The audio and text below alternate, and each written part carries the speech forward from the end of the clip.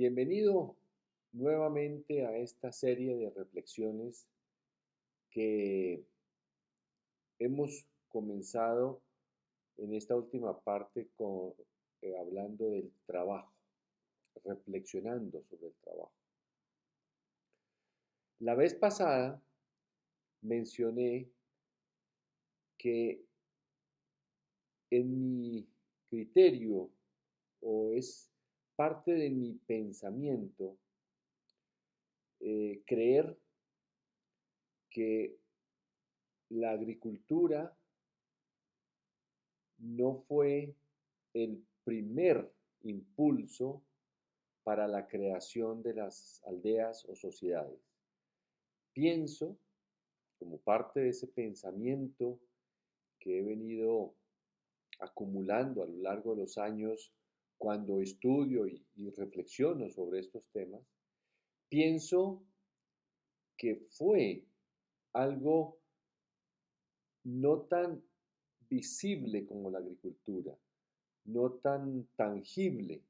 La asociación entre agricultura y aldea es tan evidente que dejamos a un lado lo intangible, de lo que no quedan vestigios o fósiles o recuerdos o artefactos. Pienso que fue el impulso a la propiedad privada lo que creó, más el descubrimiento, obviamente, de la agricultura, lo que creó la fundación de las ciudades. Fue más el impulso a la propiedad privada que en el resto de los animales, como dijimos, se llama demarcación del territorio.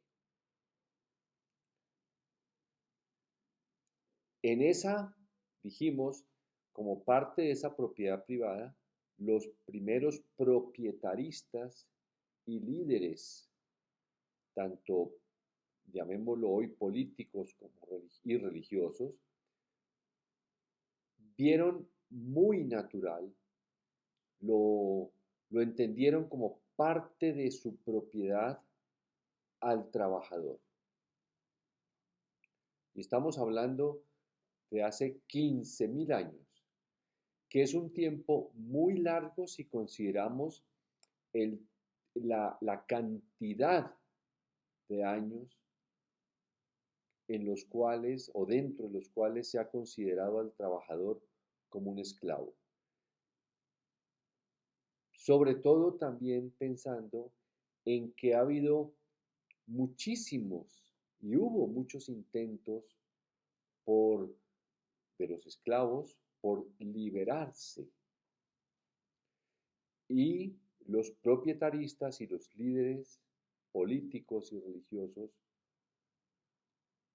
no lo han, no lo entienden. No es que no lo acepten como parte de de una decisión voluntaria.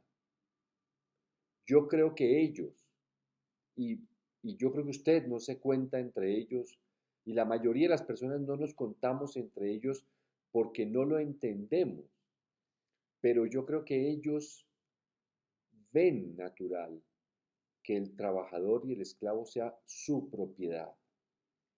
Por eso se, se demoró tanto la humanidad. Por eso hubo y hay todavía muchas batallas, muchas guerras incluso, mucho, mucha discriminación. Si la esclavitud hubiera sido considerada como algo negativo por parte de los líderes, tanto propietaristas como políticos, ellos mismos la habrían eliminado muy rápido, porque tenían el poder. Si la esclavitud hubiera sido considerada por esos líderes como algo que afectaba el desarrollo humano, el desarrollo de los demás seres vivos, de los demás seres humanos, la esclavitud no habría durado más allá de unos 2, 3 siglos. Es decir, y posiblemente nunca nos hubiéramos enterado de la esclavitud. Pero es que para ellos es natural. Eh, no es fácil eh, entender, comprender, aceptar mejor, digámoslo. No es fácil aceptar que el cerebro humano de esas personas, que es muy diferente al suyo y al mío, el cerebro de ellos considere como natural la acumulación de propiedades, de bienes, y dentro de ellos quepan y están incluidos naturalmente los esclavos. Pero aún más difícil o más retador para mí que estoy exponiendo estas reflexiones y no tengo el privilegio ni el gusto de escuchar su reacción, pero es más difícil de, de exponer con con cierto entendimiento, aun cuando yo lo veo muy claro, pero es muy difícil hacerlo y por eso estoy haciendo estas reflexiones, que si bien la esclavitud como, como ley desaparece en la segunda mitad del siglo XIX, hemos dicho que es demasiado tiempo lo que duró la esclavitud, pero aceptemos que desapareció en algún momento, hace muy poco, démosle 200 años. Yo no creo que el impulso a esclavizar haya desaparecido. Es más, yo lo que creo es que se ha metamorfoseado. Para los líderes, en especial propietaristas, aquellos que ven la tierra, las cosas que poseen prácticamente desde un punto de vista sagrado, porque así es. Cuando usted conversa con alguien que, que valora inmensamente lo que tiene y lo que quiere tener, es una persona muy irascible ante las solas ideas de que alguien, un gobernante, un ladrón, un sistema, una ideología, le pretenda quitar no lo que tiene, algo de lo que tiene. Ese es un impulso que en mi concepto lleva, por lo menos yo pensaría, desde la creación de la agricultura, es decir, hace 15.000 años y de pronto un poco más. Luego, lo que quiero plantearle es que la esclavitud que para ellos es natural y dura hasta hace 200 años, y por diferentes presiones, guerras, batallas, unas muy sangrientas, otras menos, otras intelectuales, desaparece y se prohíbe. Primero, recuerde usted que se prohibió el comercio de esclavos y fue bastante después cuando se prohibió la esclavitud.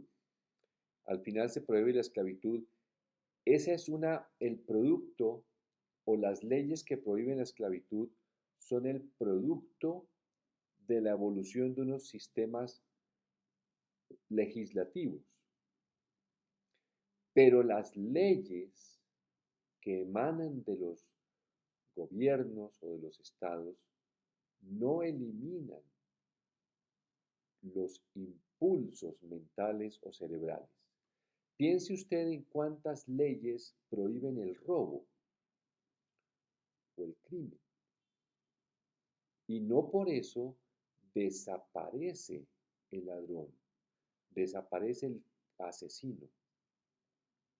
Simplemente él se metamorfosea, se camufla, tiene que poner al servicio de su impulso criminal toda su inteligencia para vivir del delito. No crea usted que gracias a las cárceles hay menos delincuentes. Las cárceles tienen una muestra minúscula de los delincuentes que hay en la calle. Lo mismo entonces sucede con esos propietaristas que a su vez ellos, en la medida en que crecían sus propiedades, crecían después sus fábricas, sus industrias, y que querían más y más, tenían que tener personas que a su vez lideraran equipos de trabajadores, pero ya no podían tener esclavos.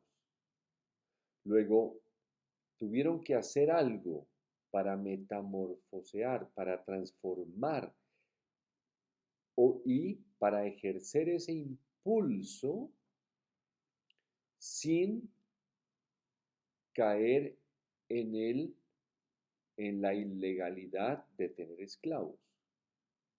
Para ellos, lo único que se les prohibió fue tener esclavos, pero no el impulso. Ese impulso lo siguen teniendo. Ese impulso los siguen ejerciendo y desde hace, yo diría, desde hace 100 años, y este es un tema que vamos a abordar en esta sesión y en la siguiente. Yo planteo que desde hace 100 años, cuando realmente se consolida el fin de la esclavitud, más no la discriminación y otros aspectos propios de ella, pero digámoslo, el fin de la esclavitud como ley que permite a los propietaristas incluir a los esclavos dentro de su propiedad privada, al finalizar el siglo XIX y comenzar el XX, hace apenas 120 años, ese impulso da pie, se transforma, digámoslo en un aspecto algo benévolo, se civiliza, aun cuando no creo que con lo que voy a exponer en las siguientes intervenciones sea así, lo vea así, pero démosle una primer término benévolo. Se civiliza en lo que en lo que se llamó a comienzos del siglo pasado la gerencia o el management. El management, usted lo sabe muy bien, es una disciplina que nace para dirigir los equipos contra el reloj. A ver cuánto produce cada persona frente al reloj. Y así se quedó. Por más vueltas y por más eh, buenas intenciones que haya de algunos académicos por darle una cara humana a la gerencia, que lleva ya 120 años, lo cierto es que la experiencia de los trabajadores del siglo XX tiene más similitudes con, con la experiencia de los esclavos maltratados, porque también trataban mal a los esclavos, no siempre los cuidaban, pero tiene muchas similitudes. ¿A qué voy? Para conectar rápidamente con la siguiente intervención. Voy a que la gerencia del siglo XX no es una, una manera opuesta de dirigir al trabajador, no es una superación de la esclavitud, para nada. Yo creo que fue la transformación de ese impulso esclavizante, esclavista, que al obtener un nombre ya muy legítimo como la gerencia, le permitió a los gerentes de todo el mundo seguir ejerciendo ese impulso que tienen de esclavistas y sentir que las personas, así ya no les digan propiedad privada, sí las traten como tal. Solo que esta vez, como no son parte de ellos, las pueden tratar de una manera distinta y es lo que vamos a ver más adelante, porque el siglo XX lo único que ha mostrado es que el trabajador y la gerencia son dos elementos muy cercanos. El trabajador tiene un gerente y el gerente necesita trabajadores, pero la relación es más de un daño al ser humano con tal de producir unos bienes que el proprietarista necesita. Vamos a ver esto con más detalle más adelante, pero lo dejo planteado así con una cierta, sabiendo que tiene una dificultad explicar esta transformación de la esclavitud a la gerencia. Continuaremos.